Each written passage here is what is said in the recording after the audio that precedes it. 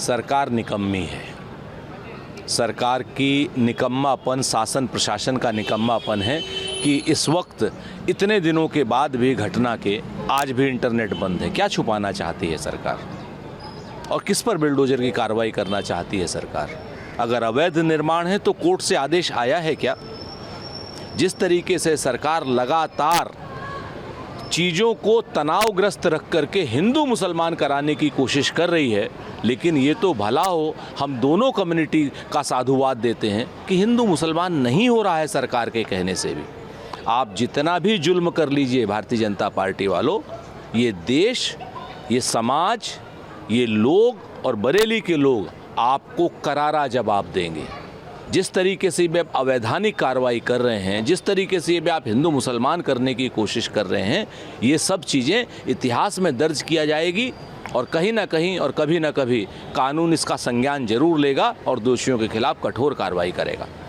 संभल में भी कल एक सब जुडिस था, उसके दरमियान इस तरह की जो कार्रवाई है ये गलत है और यहाँ पे हम सबके अधिकारों का हनन हो रहा है। इस तरह से जो कार्रवाई हो रही है, ये संविधान को कहाँ मानते हैं? ना भारतीय जनता पार्टी वाले मानते हैं और न ही इनका शासन प्रशासन मान रहा है। अगर कोई चीज़ कोर्ट में सब जुडिशियस है, अगर कोई चीज़ पे फैसला आना बाकी है तो किस तरीके से अवैध, सबका हिसाब होगा। मैं कहा कि आई लव मोहम्मद कहते हैं तो जेल भेज देते, लेकिन आई लव मोदी कहते हैं तो उनकी मीडिया शो में तारीफें होती हैं। देखिए, ये जो ओवैसी साहब हैं कहीं ना कहीं किसी न किसी रूप में भारतीय जनता पार्टी को लाभ पहुंचाने का काम करते हैं। मोहम्मद साहब से मोदी का क्या मुकाबला है? किस तरीके की भाषा का इस्तेमाल कर रहे हैं? क्या मोदी और मोहम्मद को ये एक साथ जोड़ना चाहते हैं? ओवैसी ये कहना चाहते हैं? क्या इतने बड़े हो गए मोदी जी? नहीं हुए।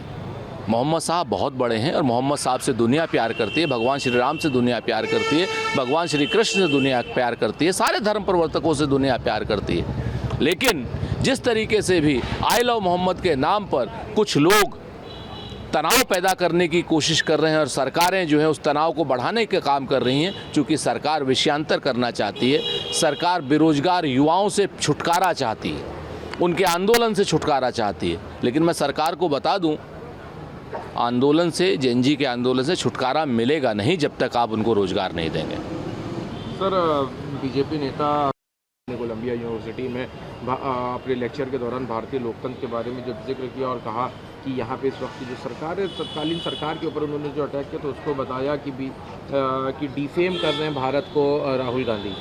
अर्जुन मेघवाल तो कहीं सरकार की नौकरी से शायद रिटायर हुए हैं, उन्हें तो अंग्रेजी आती होगी।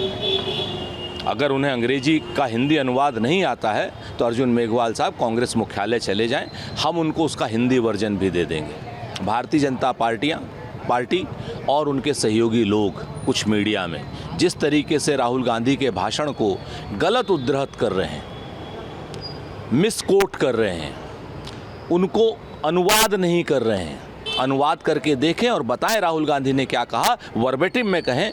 और वो तो मिनिस्टर है ना, अगर है उनकी हिम्मत, राहुल गांधी ने कुछ गलत किया तो एफआईआर करें।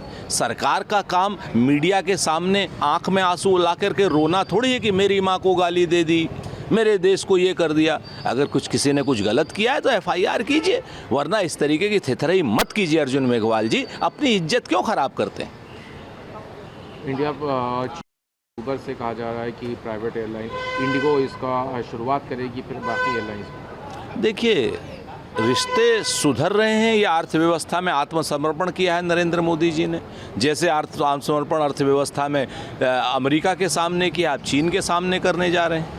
$100 बिलियन से ज़्यादा का घाटा है हिंदुस्तान का और अब 200 बिलियन से ज़्यादा का घाटा हो जाएगा। हमें क्या लाभ हो रहा है नरेंद्र मोदी जी ये बताने में असक्षम साबित हो रहे हैं। सच बात यह है कि दो जो देश हैं, चीन हो चाहे अमेरिका हो, दोनों के सामने भारतीय जनता पार्टी के नेताओं ने घुटने टेक दिए हैं, सरकार की अर्थव्यवस्था ने घुटने टेक दिए हैं और चीन और अमेरिका जो चाह रहे हैं भारतीय जनता पार्टी की सरकार और नरेंद्र मोदी से करा रहे हैं, ये दुखद है। आखिरी सवाल है, अखिलेश यादव ने एक डेटा ट्वीट किया है। अखिलेश यादव का कहना है कि उत्तर प्रदेश में दलित दमन चरम पर है और एक लंबा डेटा उन्होंने शेयर किया है। ये अखिलेश यादव जी का डेटा नहीं है, ये तो एनसीआरबी का डेटा है। एनसीआर भी बता रही है कि उत्तर प्रदेश में दलित एट्रोसिटीज़ कितनी हो रही हैं, महिलाओं के प्रति अपराध में नंबर 1 है। लेकिन भारतीय जनता पार्टी ने और उनके कुछ इकोसिस्टम ने तो कहा था अपराध कम हो गए, जबकि देश में नंबर 1 है ये इन सारे मामलों में। और सच है, कस्टोडियल डेथ में क्या नाम, हिंदुस्तान में काफ़ी बड़ा ऊंचा नाम है योगी सरकार का। जेलों में हत्याओं में बड़ा अच्छा ऊंचा नाम है। दलितों के प्रति एट्रोसिटीज़ में बड़ा ऊंचा नाम है। नंबर 1 आते हैं और ये लोग हर खराब काम में नंबर 1 आकर के अपने आप को शायद गौरवान्वित महसूस करते हैं। जिन कामों से सरकार को शर्म आनी चाहिए, भारतीय जनता पार्टी उस काम में गर्व महसूस करती है।